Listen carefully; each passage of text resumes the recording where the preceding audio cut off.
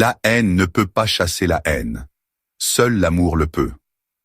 Cette citation de Martin Luther King est un appel puissant à l'action et à la réflexion.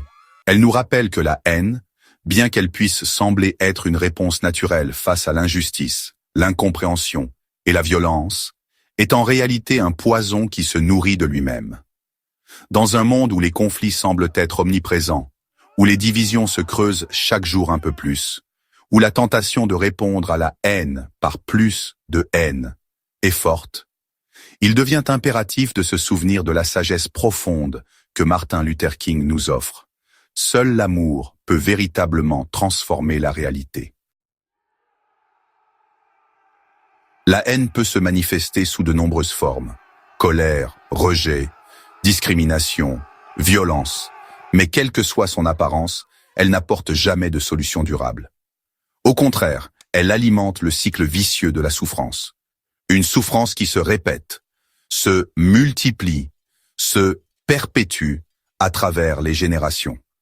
Si nous répondons à la haine par la haine, nous continuons d'enfermer l'humanité dans une spirale d'isolement et de conflit.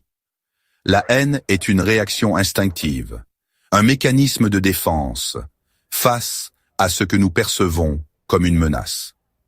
Pourtant, elle est souvent basée sur des malentendus, des stéréotypes et des peurs irrationnelles.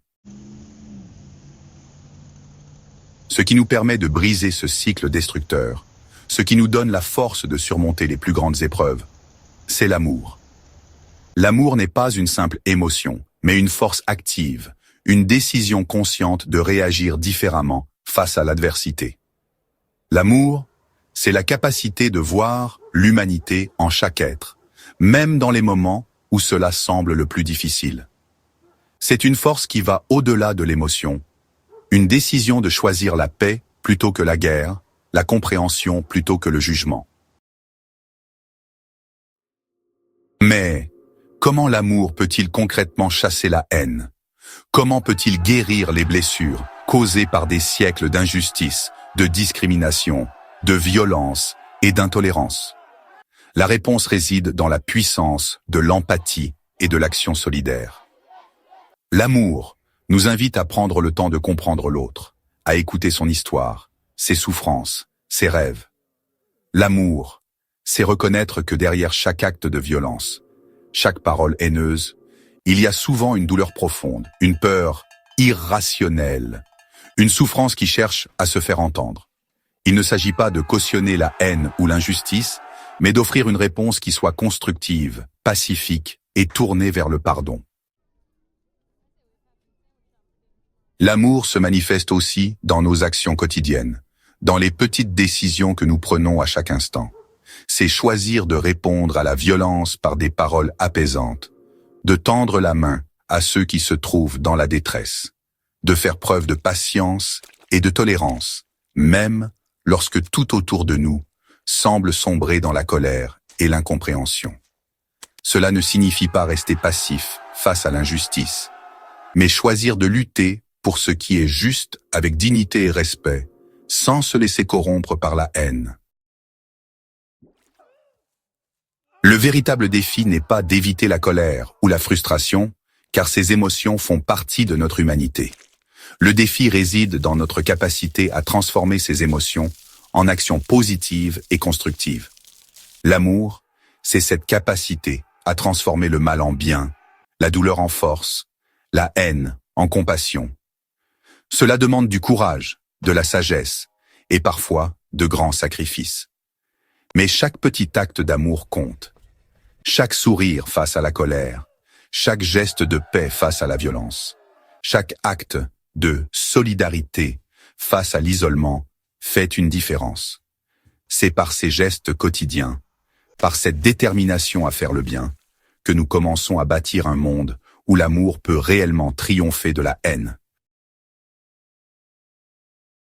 Dans notre vie de tous les jours, il ne s'agit pas de négliger nos émotions ni de prétendre que tout va bien, mais de choisir d'agir avec amour malgré la colère ou la peur. Cela commence par de petits gestes, être bienveillant dans nos interactions, ne pas laisser la haine s'infiltrer dans nos pensées et nos paroles. Faire preuve de compréhension face à ceux qui nous blessent. Choisir de voir l'autre, non pas comme un ennemi, mais comme un être humain, digne de respect et de compassion. L'amour est une puissante réponse à l'intolérance, une force qui unit là où la haine divise. Quand nous choisissons d'aimer, nous décidons de lancer un message de paix, de respect et de solidarité. L'amour ne nous protège pas de la souffrance, mais il nous donne la force de la surmonter avec dignité. Il nous permet de traverser les tempêtes de la vie sans perdre notre humanité, de transformer les épreuves en opportunités de croissance et d'unité. Alors, engageons-nous à cultiver cet amour, non seulement pour les autres, mais aussi pour nous-mêmes.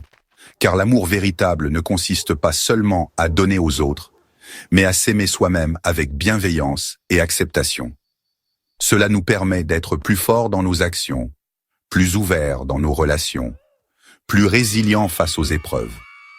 En choisissant l'amour, nous devenons des agents du changement.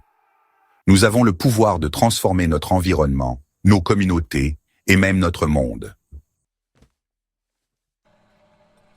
Ne laissons pas la haine nourrir la haine. Engageons-nous à être des porteurs de lumière, des acteurs de paix, des bâtisseurs d'un avenir où l'amour est la force qui nous unit. En choisissant l'amour, nous devenons des artisans de transformation, et chaque petit acte de bienveillance devient une pierre ajoutée à l'édifice d'un monde meilleur. La haine ne peut effectivement pas chasser la haine. Mais l'amour, lui, peut non seulement chasser la haine, mais aussi construire un avenir d'harmonie, de justice et de paix.